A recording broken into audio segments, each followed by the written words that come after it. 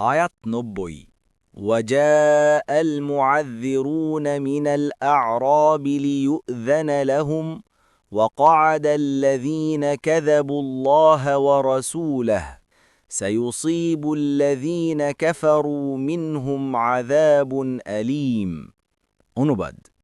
আর মরুবাসীদের মধ্যে কিছু লোক অজুহাত পেশ করতে আসলো যেন এদেরকে অব্যাহতি দেয়া হয় এবং যারা আল্লাহ ও তার রাসূলের সাথে মিথ্যা বলেছিল তারা বসে রইল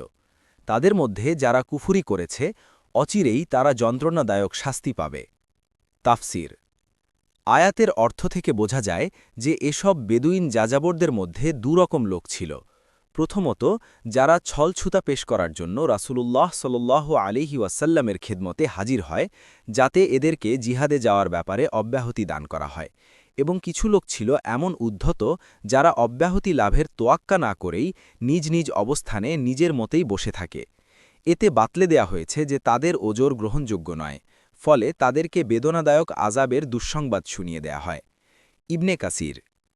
আল্লামা সাদি বলেন আয়াতের অর্থ যারা রাসূলের সাথে বের হওয়ার ব্যাপারটি গুরুত্বহীন মনে করেছে এবং বের হতে কসুর করেছে তাদের অসভ্যতা এবং লজ্জাহীনতার কারণে এবং তাদের দুর্বল ঈমানের কারণে রাসূলের কাছে এসে জিহাদে না যাওয়ার অনুমতি চাইতে লাগল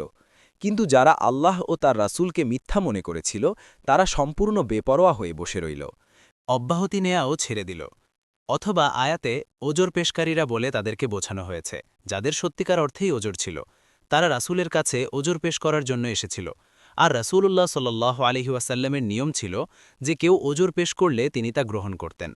আর যারা অভিযানে বের হওয়ার আবশ্যকতা সংক্রান্ত ঈমানের দাবিতে আল্লাহ ও তার রাসূলকে মিথ্যা বলেছিল তারা বসেই রইল বের হওয়ার ব্যাপারে কোনো কাজ করল না সাদি